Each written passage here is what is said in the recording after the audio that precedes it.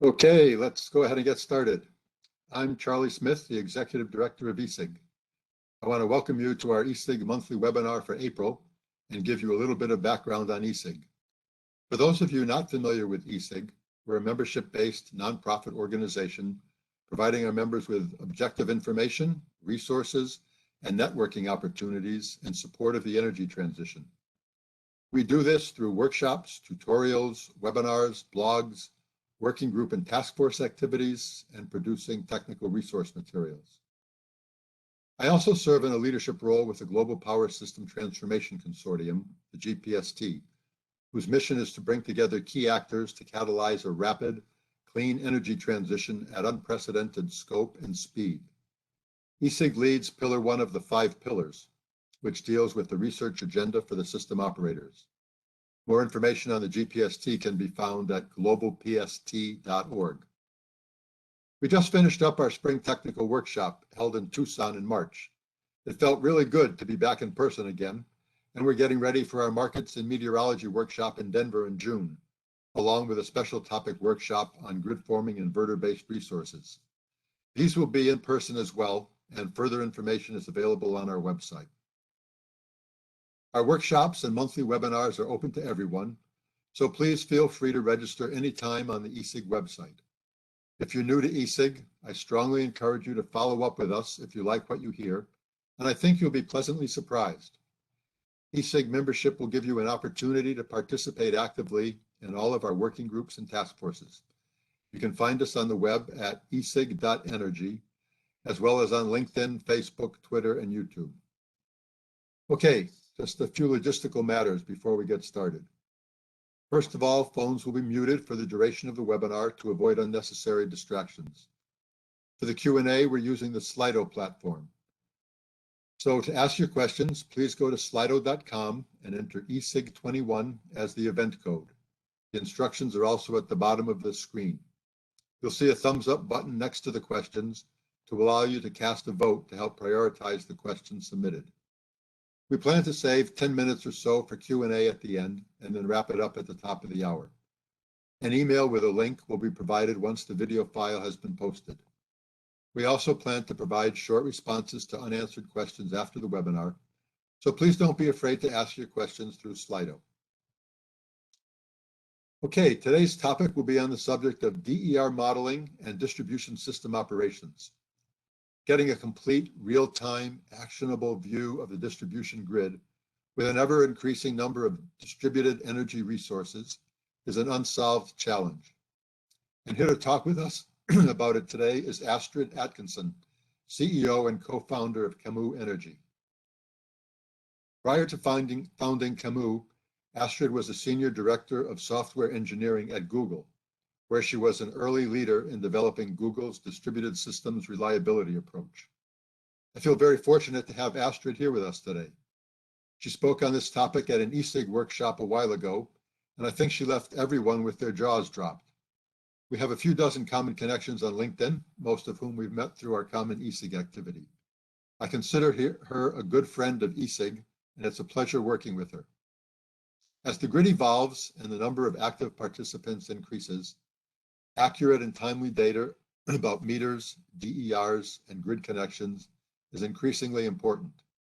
The webinar will look at how we put all the pieces together to make better use of our existing distribution and transmission systems and plan for the two-way, reliable, decarbonized grid of the future. I greatly value Astrid's contributions to eSig and the industry, and I look forward to what she has to say.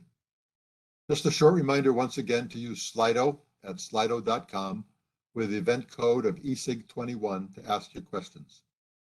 Okay, without any further ado, let's go ahead and get started.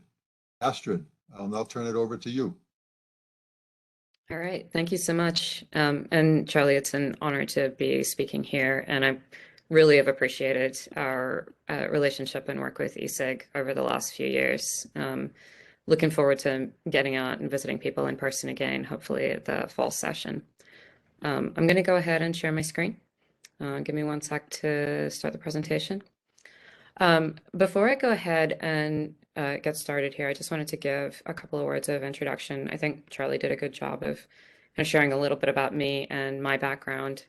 But just to fill in some gaps a little bit, my area of expertise is very large scale distributed systems, software, systems infrastructure, and operations.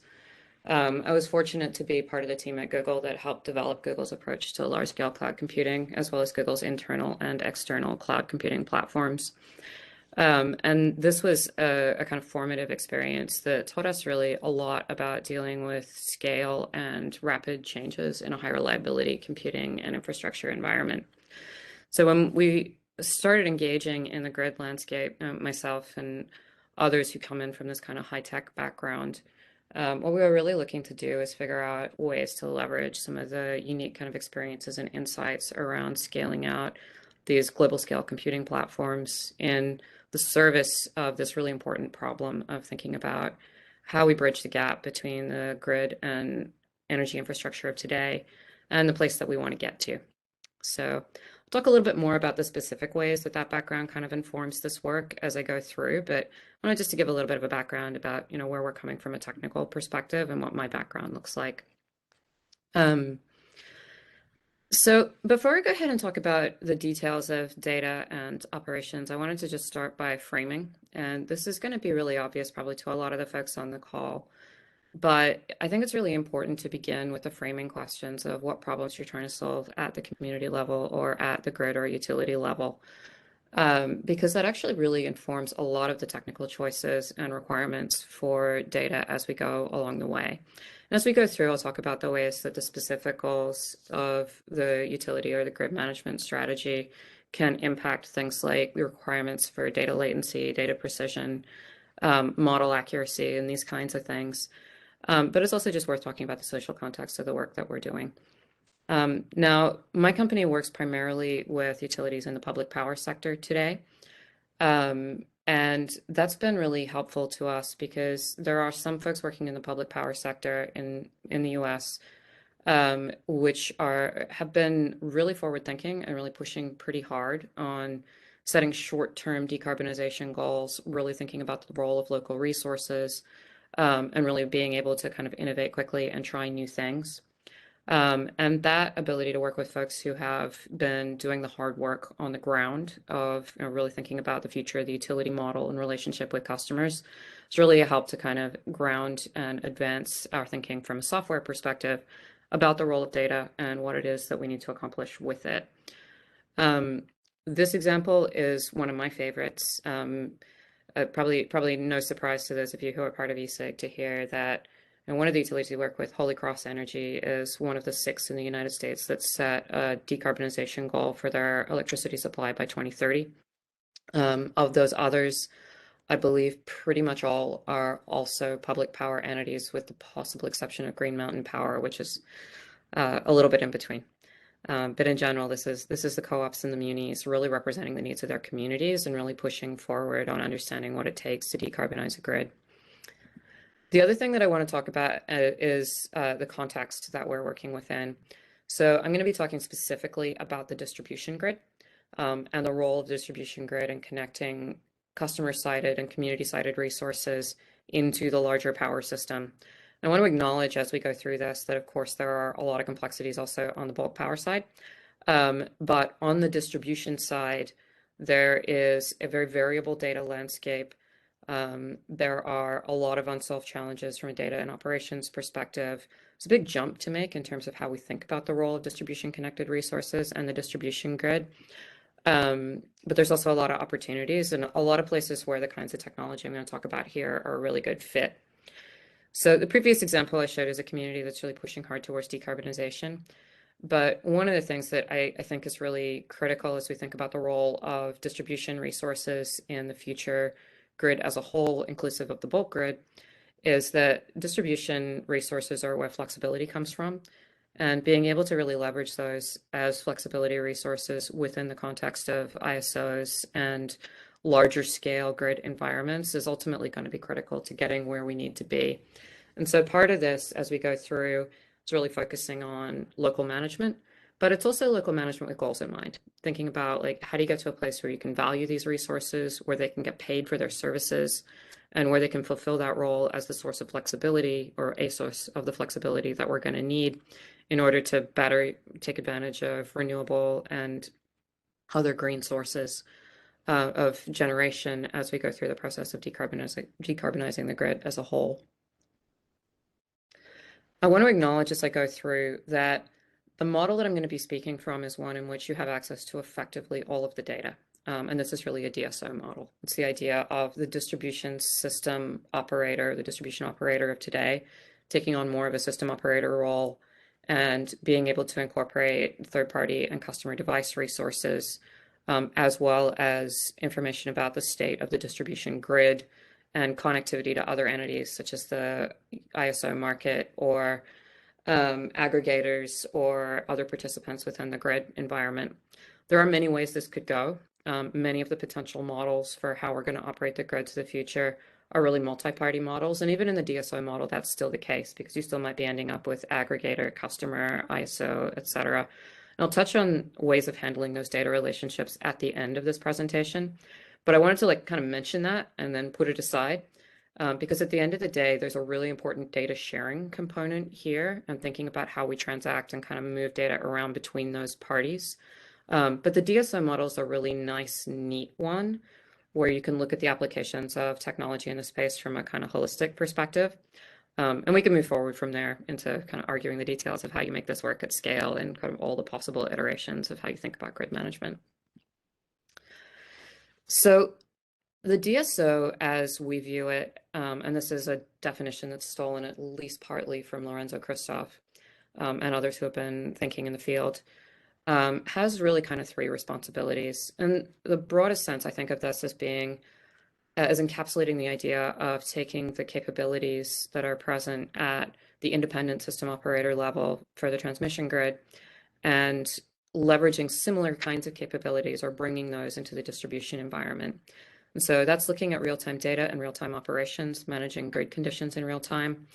That's taking an active role and responsibility for supply and demand management within the grid environment. And that's also providing access to opportunities for monetization and creating value streams for the local resources that want to participate from the retail level, either into the distribution grid environment or ultimately into wholesale market opportunities. And if you think about those sort of three really concrete areas of responsibility, it kind of gets easier to talk about, what operations do we need to support? What kinds of data do we need to support? And I'm going to go ahead and start talking through what that can look like in practice. So any vision of that kind of two-way, real-time, customer-involved grid of the future involves being able to leverage resources all across the grid, connected to the distribution grid, and use them as part of the operational and power supply landscape locally and at the bulk level. And in general, whenever we leverage resources for generation or flexibility within the grid environment, that's something that requires a pretty high degree of reliability, pretty high degree of certainty. Certainly within the transmission environment today, there's a pretty high degree of visibility and transparency around that. And often, and I'll go through this in a minute, but at the distribution level, a lot of these pieces are missing. So at the distribution level, the systems that we have today, if the ideal state looks like this, where we have, perfect visibility into not just the customers, but all the resources, all the transformers, midline, feeder, substation, TD interconnect. In reality, what we mostly see in the grids of today is a bit of a mix. Now, this is a little bit of an exaggeration in the sense that, of course, data landscapes vary from utility to utility. Many utilities now have pretty robust and universal AMI deployment, for example. But the reality is that even in the best case, most AMI deployments in the US today use an RF mesh communications mechanism. And that typically imposes 2 to 8 hour delays in terms of being able to actually access that data from the meter. So even while folks may be collecting 15-minute data from the meter, it's not exactly a real-time view into what's happening on the customer side. Many utilities have invested a lot in DERMS and other connectivity and communications mechanisms that let them look at DERs. But today, that's a bit spotty. It tends to really connect mostly to folks who are involved in programs the utility can see, typically in a command and control kind of environment, and leaves a lot of resources on the floor. That also doesn't necessarily really give a lot of visibility into other activities that might be happening within the territory, perhaps controlled by aggregators, which is going to be more of an issue as we move forward under FERC 2222 with the integration of local resources potentially into wholesale markets. And it also doesn't say very much about what's happening within people's homes and businesses and so forth with the smart devices that they're installing, which are serving local purposes for resilience or price arbitrage, or potentially helping customers to attempt to contribute to decarbonization, or reduce costs, all of which we see. We also see that most utilities struggle with GIS map accuracy. Even in the best case, utilities that have pretty good maps often have small errors kind of all over the place, or sometimes they're missing the secondaries on the maps. For many utilities that haven't made a massive investment in digitized, accurate GIS maps, this can be a really big gap. And also, depending on the utility, folks may either have a really good SCADA system with like wonderful real-time instrumentation at the substation, or they may have something that's a little bit short of that. So we work with utilities that have instrumentation, for example, at only some of their substations. We also work with folks who are in the process of rolling this out or enhancing their SCADA instrumentation, where there's kind of acknowledged gaps or places where data could certainly be improved. And so you kind of left asking the question, like, if this is the grid landscape for data as we have it today, like, is there really any hope of getting to real time? Like, is that even possible? And so, when we talk to utilities, a lot of times what they'll tell us is like, look, we love the idea of being able to leverage customer batteries or putting in batteries of our own or thinking about changing our relationship with our customers and putting together more comprehensive programs. But, don't we need to kind of, start over on our instrumentation first? And the thing is, like, there's really a lot of data out there, but it doesn't have to be perfect in order to be useful.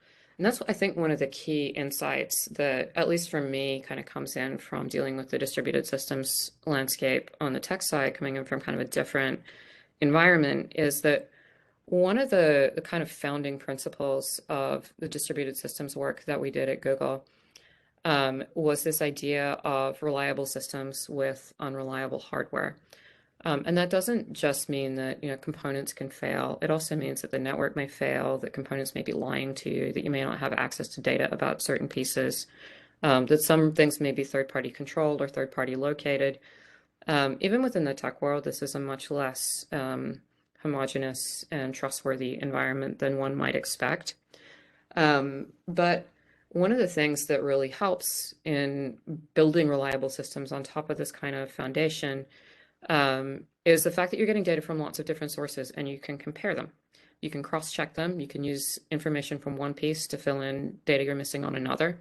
You can identify places where the data may be incorrect. You can fill in gaps. And this is all approaches to managing data that are really well served with access to kind of cloud scale computing environments. And I'll talk about that and kind of the role of software architecture in that in a minute.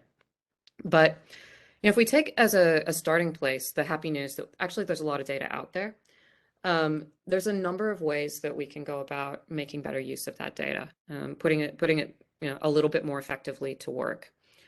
I'm going to go through a few different ways that we do that, but just keeping in mind that like the overall goal is to get from like that sad picture with many gaps to the happy picture that gives you, at the very least, a reasonably trustworthy, partially synthetic view of the real-time operating environment of the distribution grid. We'll make these slides available. I'm not going to read through all of the words on every slide, but I'm going to go through some examples of the ways in which we're doing each of these things and leveraging that data of today to kind of get to where we want to be tomorrow. So, starting by thinking about where we stand, there's pretty good data in a lot of places already. So, typically there's very good data at the TD substation. Typically, there's pretty good data at the distribution substation and the top of feeder level. Depending on the grid environment, some utilities, especially in places like Germany, have made a lot of investments in like downline instrumentation. In the US, that is not common at all. It's relatively common to have like some smart reclosers and switches and stuff that are sending telemetry midline. But in general, the instrumentation in the middle of the grid is kind of sparse. And happily, there's an increasing number of utilities that do have access to a widespread smart meter deployments. Most utilities don't do production metering for rooftop solar. The interesting thing about the DER space is that all DERs are basically devices that were developed within the last sort of, 10 to 20 years. Therefore, they all have little web servers or equivalent. They all have little computers. They are all spitting out enormous streams of data. And I'll talk a little bit later about ways to leverage this, access it, and kind of fold that into the broader data landscape. So I mentioned that a lot of this is really reliant on thinking about ways in which we can leverage large-scale computing capabilities to manage large amounts of data, and in particular, not just be able to ingest that data, but also be able to model it, process it, forecast, gap fill, cross-check it, compare it, build observational models, and so forth effectively in real time. And that can maybe sound like a lot, depending on where in the industry you're coming from. But this is the very core of the technology sets that enable the tech companies that we all work with every day, from Google to Uber to Facebook, to next generation companies like SpaceX and increasingly Boeing these days, self-driving cars, etc. They're basically all taking advantage of using a lot of computers to solve very complex problems. So, as I go through, we're going to talk about a bunch of data management techniques and then operations approaches, which kind of rely on those data management techniques. But it's worth just really observing that one of the fundamental enablers of being able to do any of this is being able to use the resources that are available in the cloud. This is not a talk on cybersecurity infrastructure, but that's obviously important within this context. Invite me back if you want a cybersecurity talk. But I'll touch on that in a couple of places as we go through. But the short answer that I would give for any of this is that we really need the power of cloud-based computing to be able to solve these grid scale problems. I'm going to talk a little bit about how. For context, I have some scaling comparisons here. I think last time I estimated was estimating the total number of interactors in terms of like processes running on a computer doing work somewhere in Google's global network being about 5 billion. That's a pretty large resource environment. And when you look at challenges of managing grid data, there is a lot of data on the grid, but by comparison to some of those like kind of big tech environments, it's all very manageable. So if we look in practice at what this can look like from a distributed systems perspective, if you're kind of used to coming out of a more traditional utility software environment, or maybe developing in a research context, you're kind of used to building lots of components, perhaps running them on a large server or a supercomputer. That's not how we do things in the cloud environment. The cloud environment is kind of fundamentally reliant on breaking up any complex task into as many small pieces as are needed to accomplish it, spreading them out over a whole lot of computers, making them all run as fast as possible individually, and then building resilience points and kind of slip points in between the various parts of that system so that each part can operate independently, be scaled independently, solve problems independently, and to some degree be kind of swapped out within that system. So if you're familiar with the software architecture side of this at all, this is usually referred to as a microservices infrastructure. I was fortunate at Google to be responsible for the team that was developing Google's internal microservices framework in my last few years there. That is also a totally separate topic. But this structure is fundamentally useful for being able to independently scale parts of very large problems.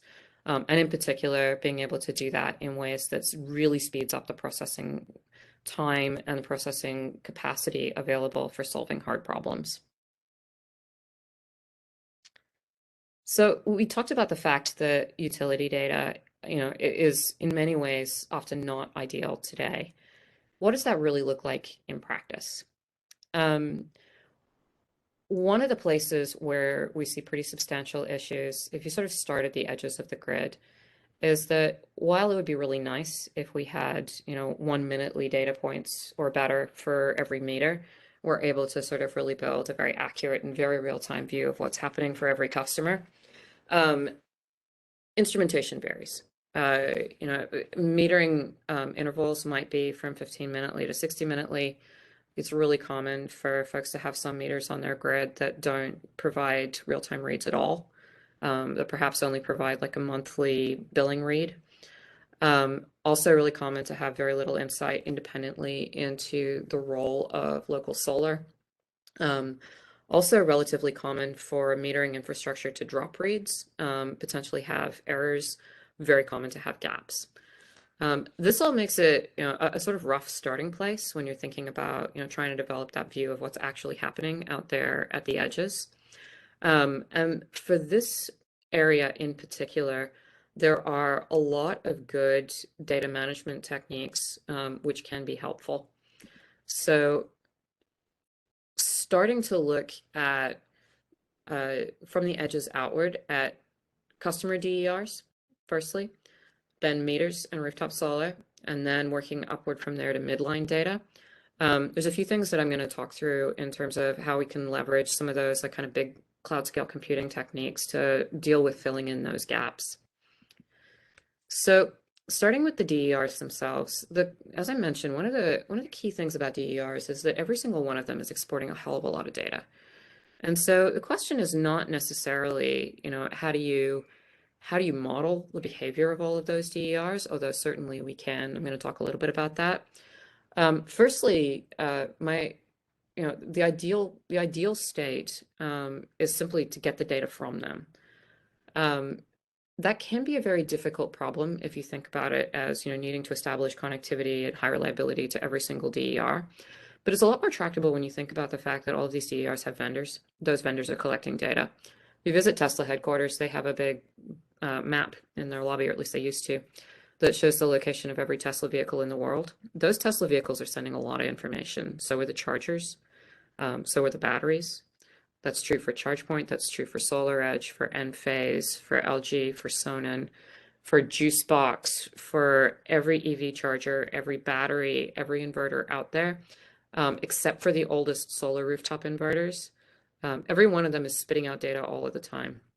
So if we think about really wanting or needing visibility into what they're doing, the question is less like, how would you model that, or how might you directly connect to every inverter, or how would you potentially even develop standards? Although standards are very, very helpful. But the first question I ask is, can we get it from the people who have it? And personally, my view is that while there are many ways to do this, from talking directly to the devices, or potentially modeling them if you don't have a better option, asking for that data at the time that you're signing them up for programs, or offering them opportunities to participate in markets or other pricing incentive or payment opportunities, is one of the best ways to do that. So for the utilities that we work with today, we see what I think is going to end up being a pretty typical mix of ways of getting at some of this data. They'll have some larger DERs on their networks, which are utility scale or community scale, where they have dedicated production metering. They're bringing in data often through one of AMI or SCADA or both. And that's going to be true for utility scale battery. It's going to be true for utility scale solar and other large scale generation resources, even on the distribution side. For customer resources, going in through the aggregator or vendor is a really good way to get to that data. So for folks who have like a Tesla Powerwall deployment or a ChargePoint deployment, there's relatively expensive today, but a number of ways to get data directly from the vendor for those. There's also ways to build programs that allow you to source that data from the customer. So when we do this like in the field with utilities that we work with, typically we'll try first to integrate through internet-facing APIs. Secondarily, if it's available, we'll connect directly to the device and read it that way. But that is by far the most efficient way to get to this data from my perspective. And at that point, what you're really thinking about is, can I handle the volume of data that's coming in? Do I have ways to get to it? What's the program design that gives me access to it? And what does that look like once I start to put it in context with other data on and about my grid? So one of the things that comes up for a lot of utilities as they put these programs together is, yes, you can get data from ChargePoint, but it's like not that useful when it's sitting there in the ChargePoint dashboard. It's a lot more useful when you can look at it alongside your AMI data and notice that sometimes when there's charging events being reported from the EV charger, you can see the charging spikes in the AMI, and sometimes you can't. Likewise, if you have batteries that are going in at consumer or C&I locations, a lot of times that will hide the real usage profile at that location. But if you can source data either from the customer or from the battery, it will tell you a hell of a lot about what's going on at that location in real time. And you can use those sources of data to then model the known behavior of customers with batteries or customers with EVs within the territory, and then back apply that to the AMI that's being connected from customers you don't necessarily have that visibility into. And that's much more effective for supporting use cases like disaggregation, for model-based measurement and verification, and provides a basis for training models if you want to do forecasting for all the DERs that you don't necessarily yet have insight into.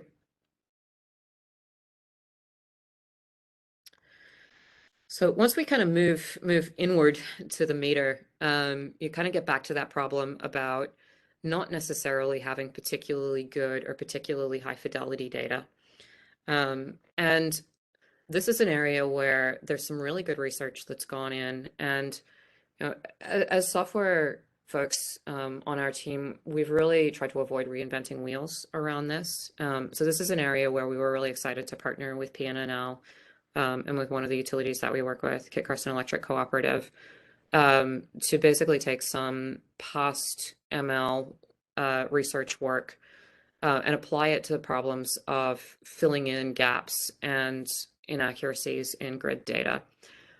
This is also an area that we could go pretty deeply into, but I wanted to sort of touch on it briefly as both a practical example of ways to fill in grid data and to sort of bridge the gap from the data we have to the data we want.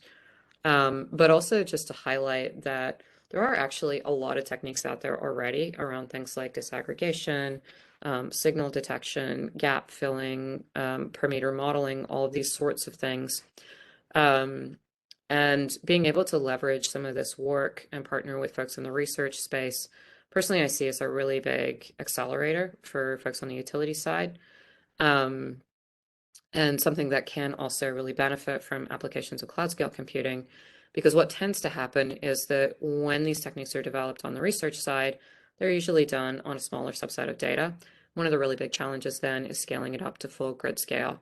So the work that we have been doing with PNNL, funded by the Department of Energy, really kind of focused on taking some of this past work around modeling at the individual meter level for both demand and also local PV, and then scaling that up to grid scale.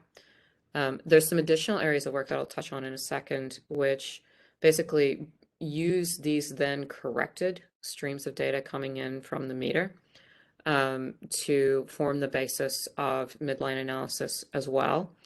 But the kind of short version of this gap filling work is that what we're doing is basically taking a machine learning model of every meter, using that to look backwards in time and fill gaps, and then also slightly forwards in time to provide weather-informed forecasting at the meter level. This is something that's been in R&D and is now rolling out into production for us for current utilities that we work with.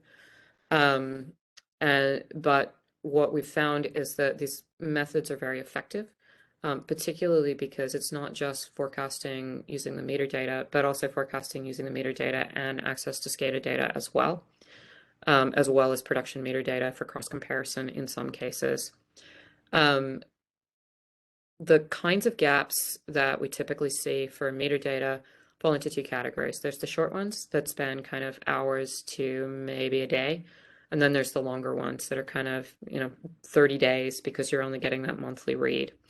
There's a set of ML methodologies that we're using for the short gaps and a set of ML methodologies that we're using for the long gaps. Now, is it all that accurate when you're forecasting every meter because you don't have 15-minute reads? Not really, but it's definitely better than nothing, and it depends on what you want to do with the data. And I'll get in the next section to talking about use cases for data, but this is a case where it's just really important to remember that while it would be nice to have perfectly accurate data for every point, it depends on what you need to do with it as to how accurate that data needs to be. And in most cases, being accurate within a known margin for error and adjusting your control use cases or other operational use cases within that window is good enough. And this is a kind of broad category of like good enough grid capacity management that I think that I like to think about in the category of dynamic grid envelopes, which there was a previous ESIG talk on a couple times ago. But in general, this kind of idea of just understanding roughly what's happening is a really powerful one. And I'll talk a little bit more about how we use that in practice as we go through. Using those corrected endpoint analyses, once you get to something reasonable at the meter and at the DER level, the DERs roll up to the meters, and at the meter level, we can begin to feed into a more traditional methodology for grid state understanding. So you might have been wondering, like, what's the role of physics models in all of this? Well, physics models are really powerful and really helpful, but they tend to fall down when you start to look at them in more than small segments of the grid. And there's some really limiting factors about the use of physics models. The biggest one is that they're very subject to the accuracy of the model and the accuracy of the data. They also tend to be pretty picky about data gaps, and they're very expensive to run in large scale.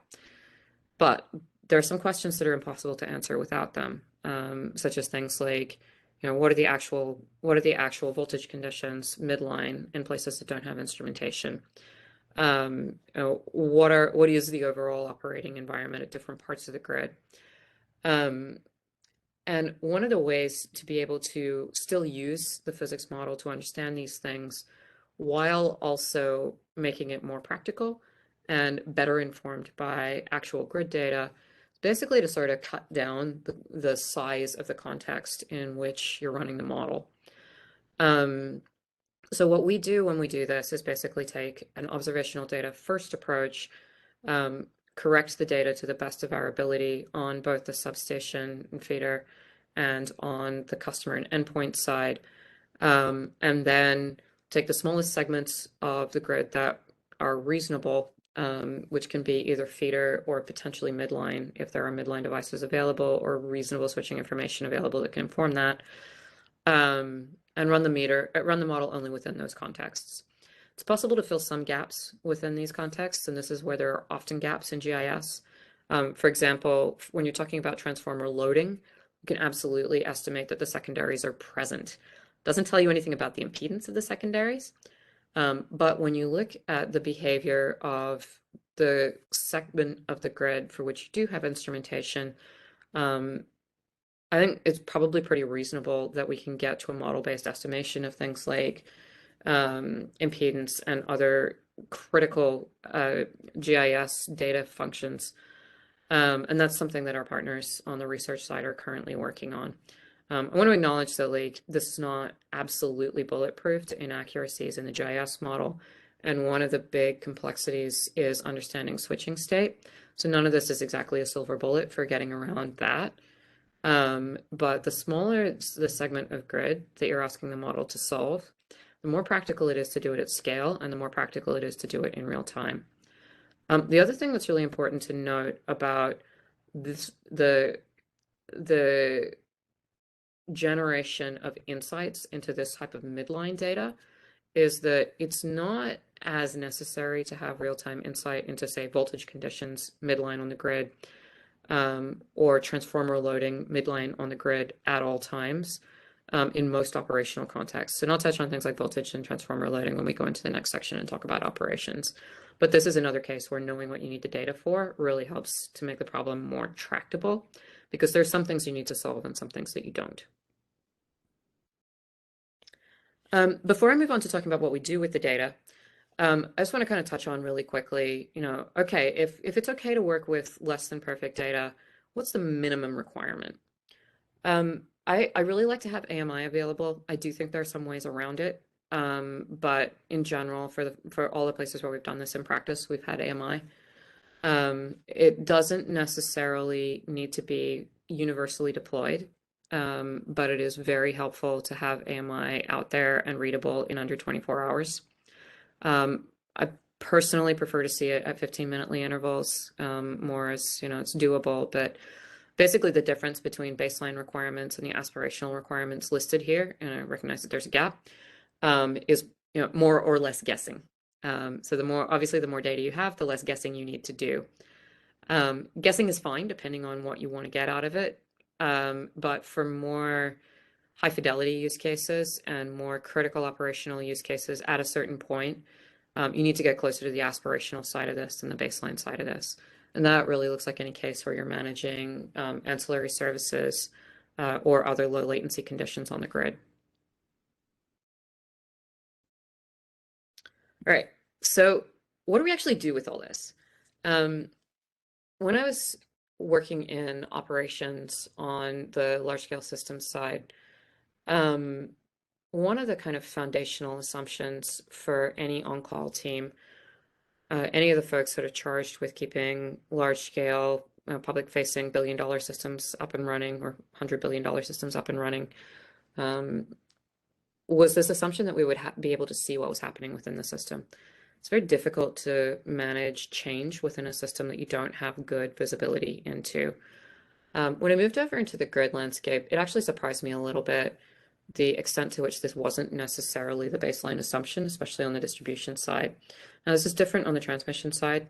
Folks are used to having really high fidelity insight into current operating conditions. And I think it's getting better on the distribution side. But the idea that, you might be looking at data from yesterday was actually a little surprising to me when I came into the distribution space, because carrying a pager for Google.com for 5 years, I was really just kind of used to the idea that if I was going to be responsible for kind of managing the reliability of that system or fixing it if it broke, that I would be able to see what was happening. Now, existing distribution utilities do a really wonderful job of keeping the grid up and running under most circumstances, primarily through a planning-based approach. But planning-based approaches do become more difficult when you want to get more out of the existing network in terms of capacity or capabilities, when you want it to do something different, when you want the participation models on the grid to be different, and when you're in a situation where conditions might change on a minute-to-minute, hour-to-hour, week-to-week basis, rather than sort of changing in very predictable ways over the course of many years, which is what a planning-based approach is really more geared to support. So if we kind of go through those potential functions of the DSO, what does it look like and what changes when you do have access to real-time or pseudo real-time data? On the distribution operations side, things that people typically care about, well, firstly, it's going to be resilience and outage management. And there are definitely a lot of applications for real-time data into that space, but I'll just set that aside for a moment because that has a lot more to do with outage detection and dispatch than it does with potentially thinking about that kind of two-directional DER-informed grid. But things that people really do care about when they have a larger DER fleet or when they're thinking about having it, they care about voltage. They care about impact on midline components for adding new DERs, whether that's EV charging facilities, putting stress on transformers, or interconnection requests for solar or battery. What we see a lot for folks who are putting in a lot of DERs is concern about backfeed at the feeder. This is sometimes a technical concern and often a contractual one, depending on the relationship with transmission provider, but certainly something that you don't want to be doing by accident. And as you start to look at grids that have a much broader deployment of local resources, particularly ones that might be operating for local resilience purposes when otherwise the grid power in the area is out, being able to safely shut down those resources to do other work is also really important. So I want to give an example of what this can look like in practice, because that's good, but it's all pretty vague. So taking the case of backfeed prevention, mentioned a couple of reasons why you might want to do this, and this tends to become a much larger concern for high solar penetration or high renewable penetration grids, and also for folks who are in the process of putting in big batteries out there kind of below the feeder, or otherwise at the end of the line, or who have C&I customers who are doing a lot of this. For most grids today, this is not a huge concern, but being able to manage things like backfeed in a real-time operational way unlocks a much more expansive perspective on interconnection considerations, and on the role of local renewables within the grid environment, as well as local flexibility. And so this is one of the places where we see, I think, really interesting use cases for this kind of real-time operational model. In order to be able to effectively manage backfeed across the feeder, there's a couple things you need to know. You need to know the generation output of all generation resources, utility and otherwise. You need to know the demand profile of resources on the feeder, ideally both net and actual. And you need to know what batteries or other flexibility resources are out there and whether they might be doing anything surprising. So this is one consideration in a steady state use case. So for example, let's say that you have a feeder that has a hell of a lot of solar, and sometimes that might exceed local consumption. This is true for 2 of our co-ops that we work with today. Being able to put tools in place to leverage flexibility, firstly, to consume overproduction, and then curtail the production from the solar arrays if necessary to preserve operational conditions, are both tools that you have in order to kind of manage and prevent backflow or generation rising above a certain percentage of demand.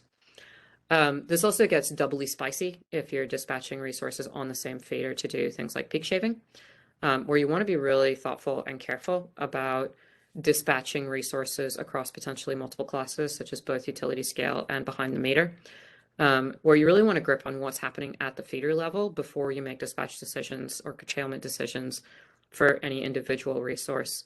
This starts to get into cases that, like, I would personally think of as being orchestrative, where you're managing control across a set of different resources, potentially both utility and behind the meter or customer sided, but with a very keen awareness of the operational conditions that you're managing them within. One that I didn't include a slide on, and I'll just mention really briefly, is voltage management. This was a really big concern, I think, for a lot of utilities as they thought about solar or battery or DERs on the grid. And it can certainly be a really big consideration, but at least what we typically see is that it's something that's often accounted for at interconnection time very effectively.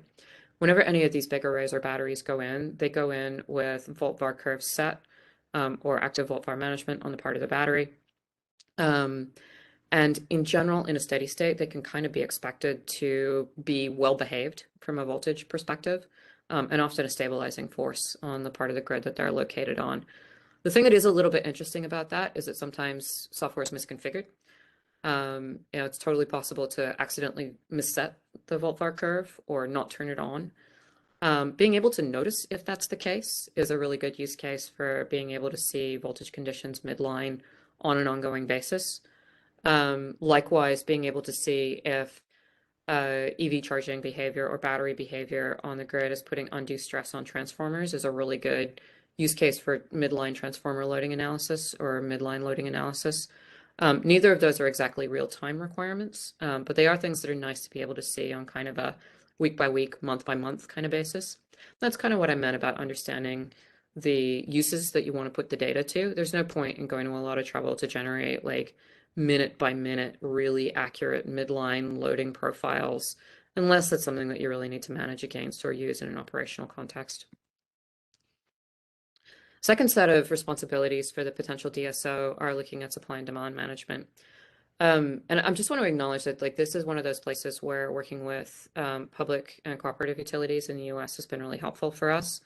Having access to effectively a vertically integrated data environment and operational environment means that you have a lot of sources of data to correlate, and you can kind of wrap your arms around all of the parts of the problem at once. So going straight from understanding, the resources that are out there, being able to forecast the solar and other local resources that are out there, put that alongside net load forecasts for the grid, put that alongside generation information.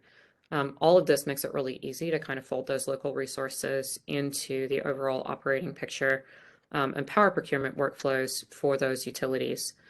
This starts to look really different at the IOU level, or depending on the market, depending on who's kind of responsible for what.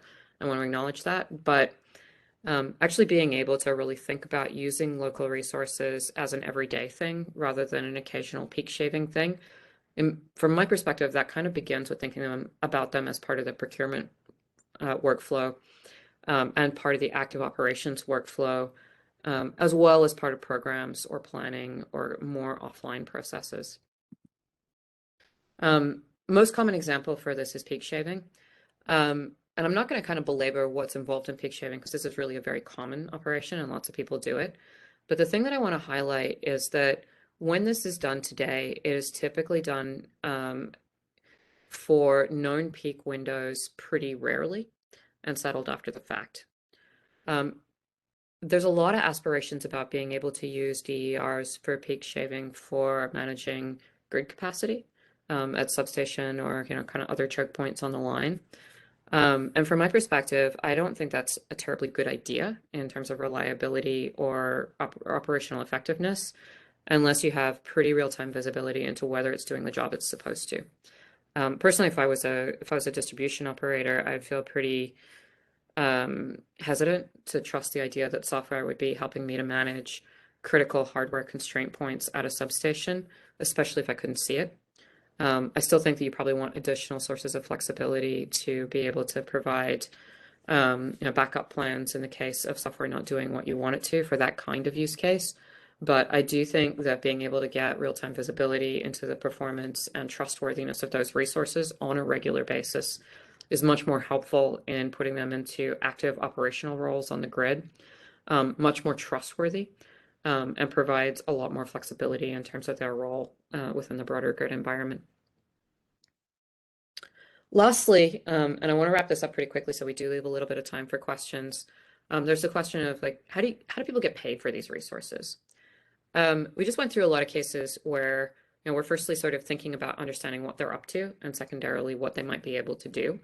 Once you understand what you want them to do on the grid, that data can feed pretty easily into understanding the value of those resources, whether that's coming in from the wholesale side through nodal pricing, or whether that's in terms of their ability to serve peak shaving use cases on the local grid, operationally, or from a power supply perspective. It's also a really important role, I think, for carbon optimization in the future. It's not something that many folks are doing now, but I do want to kind of acknowledge it because I think that paying for load shifting for purely carbon-focused purposes is probably something that we'll see more of, and I think it's a really interesting use case. I'm going to skip totally past this interesting example of how you might use markets to feed into these operational use cases because I want to get to questions. And just lastly, kind of touch on what this might look like in an environment where no single party holds all of the data. My favorite example of work in this area, thinking really seriously about data exchange models between distribution operator, poles and wires operator, potential DSO, aggregator, market operator, customer, etc., is the work that's being done in Australia. And as I mentioned, there was a really good ESIG presentation on some of that I think last month, under Project Edge, with AMO, the Australian market operator. But I think that fundamentally being able to make sure that data can be exchanged in a principled manner between different participants in the system, in ways that create a sufficiently comprehensive picture for the DSO to do their job, for the ISO to do their job, and for the aggregator to manage resources, involves having that principled exchange of operational data, as well as standards for market participation. And so this is something that we're pretty keenly interested in. I think that data exchange standards in this space will be critical. It is something that we're working with some folks within the space that are looking at this from within ESIG, as well as with customers. But if this is something where you have a really keen interest, and you want to talk about it, this is something that where we will be doing a lot more work on in the next year or two. Just kind of thinking about, how do you move from that fully integrated, vertically integrated utility environment to appropriate uses and views of data in places where no single entity has access to all of it. So I'm going to leave it here. I will attempt to make time for some questions. And Charlie, go ahead. Oh boy, we got a lot of questions, Astrid, but let's hope we can get through a few of them. They've been coming in pretty steadily. One on a topic that you said you weren't going to talk about, but it's risen to the top, so maybe you could just give a brief answer to it. Small-scale DER installations are the perfect gateway to hack utility network systems. How do Yes. you propose to protect the system without additional expense? Don't put them on your utility network. Okay. This is a very short answer, but this is actually one of my biggest concerns from a cybersecurity perspective with some of the approaches I've seen to integrating consumer resources into utility operating models in the past, which is that coming out of a utility model, you're used to having basically like privileged network connectivity to every device that you're directly managing. That is not a good idea for consumer DER resources. They should not be within a secured network boundary. And you want pretty clean divides between any system that talks to those versus any system that has basically write access to like SCADA equipment or protection equipment. And so, this is obviously a very complex space. But I actually really love talking to those resources through their internet APIs, because it creates a lot more distance between the utilities systems and those very hackable resources. When you're looking at only very principled data exchanges and very principled control signals. Okay. I'm going to ask a related question. I think you may have just answered it, but what communications paths are the DERs using to send the data back to vendors? Are they using the customer internet service, or do they have a different path? Yeah, so pretty much all DERs out there today will be using consumer internet. There are some big drawbacks to this when the power goes out, especially when it goes out in a very large scale way that takes out secondary connectivity like the ISP or cell phone connectivity, which they might be using. But one thing that's kind of nice about things like batteries backing up a home is that it keeps the Wi-Fi router running, so they'll continue telling you what they're up to. Um, and while consumer internet is not terribly reliable, I think one really critical point, which we didn't touch on here, is the way that control methodologies differ for large numbers of small things versus small numbers of large things. Generally, in the former case where you're dealing with lots of consumer devices, your question is less like what is any individual device doing, and what is more like what is the group doing as a whole. And so it is necessary to have control strategies that can really think about that collective behavior rather than the individual behavior. But once you think about the collective, it's kind of okay if you lose connectivity sometimes, depending on the requirements. Okay. Another one I think that you touched on, at least as we move towards DSO, TSO, interface issues will be more critical. Yeah. Has this all been developed with this in mind? Yeah, I mean, I think like my last slide there kind of asks more questions than it answers. But the short answer to that is yes. We've been following really closely with working groups such as eSIGs, as well as the work that's happening in Australia, in the UK, and other efforts in the US around trying to think about what these models could look like. And I think there's a few different candidates for who might take on that aggregation role. I think personally that could be a DSO, it could be the ISO, could be a third party.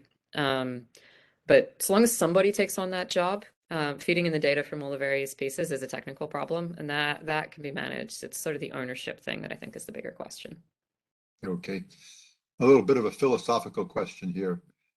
How do you juxtapose backfeed management with the two-way grid vision? Plenty of real-world examples of feeder level and higher backfeed in practice. Yeah, that's definitely true. I think the thing is that you want backfeed when you want it and not at unexpected times. It depends on the protection equipment that's in place at the substations as to whether that's a good idea or not a good idea. It also depends on contractual relationships between distribution and transmission. So sometimes totally okay, not a concern, and in fact desirable. In other cases, it'll be violating a contract with the transmission provider, or in some cases, depending on the protection equipment, it may actually have a potential to cause real problems. Okay, I'd like to get through a couple more high priority questions in terms of votes just before we have to sign off. So are there higher costs of providing near real-time DER telemetry rather than daily dumps for whole fleet due to continuous cloud ingress egress? Maybe. It depends a lot on sources of cost for the systems that the utility is already using. It is expensive to maintain servers in a data center. So if you want to do data collection in bulk, at a certain point, like pouring a bunch of concrete and putting in a bunch of servers is a pretty expensive way to do it. Cloud resources can be expensive, so it depends on how you use them. By the way, like honestly, not to be difficult about it or anything, but like one of the reasons why, I don't mind sharing a lot of the details about like what my company is doing is because none of the things I touched on are particularly magical or special, except for the ability to do it cost effectively at scale in the cloud. That's actually kind of hard, and I don't want to like short sell that. But just highlight that it is possible to get better results. It doesn't have to necessarily cost an arm and a leg. Okay, the next question is very related, so I'm going to skip over that to a 3-vote question. What is the value that you create with your platform? How much are customer/utilities saving compared to the planning-based approach? I don't really want to speak for my customer utilities. What I will say is that you could definitely go look up case studies from either Kit Carson or Holy Cross, both of whom have pretty compelling views out there of their opinion of the role of local resources and what it means to them. We also, of course, work with other utilities. Part of the reason we work with public power, though, is that they have a really tidy money saving proposition from peak shaving in many cases, not always. But when that's the case, there's a really nice value proposition for the sorts of things that we do, because if they can shave their peak usage, they can save a lot of money on their energy. They care a lot about that. Not to say that investor and utilities don't, but it's a very clean business structure within a co-op, for example. So typically the folks that we work with will be looking at peak shaving, cost savings use cases. I think there are potentially a lot of other really interesting ones along the lines of like speeding up interconnection queues or resilience for investor and utilities. But they tend to not be as well positioned to benefit from peak shaving. Okay. And I think the last question here, this is one that I found kind of interesting, and hopefully you did too. Compare and contrast massive cloud supercomputing with the Web 3.0 decentralized blockchain metaverse. From outside of both seems like worlds colliding. I may make a number of enemies by saying that I think blockchain is a very poor foundational technology for any form of useful distributed computing. Web3 is kind of fundamentally focused around cryptocurrency. And it's a very specific implementation of large-scale computing, which is basically it's effectively generating value from energy scarcity. It is not a very good general purpose software infrastructure for solving communication, connectivity, data interpretation type problems. So I guess I would say that I think they're actually pretty different use cases. We don't do anything with cryptocurrency, and if I was going to do anything in a distributed form, I wouldn't use blockchain to do it. So I'm sorry if you're a blockchain fan. Okay, I guess the battle will go on.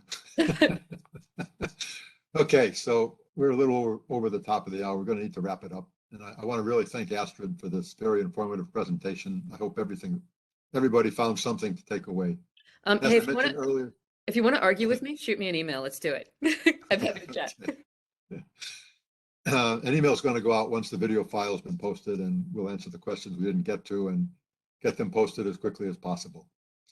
We appreciate everyone's engagement and look forward to seeing you again soon Next Tuesday will feature a joint GPST ESIG webinar on monitoring system inertia, presented by Julia Matoiva-san of ESIG, to which everyone is welcome. And further information on all of our webinars and meetings can be found on our website at esig.energy under events and in our newsletters and informational emails, and you're all invited to attend.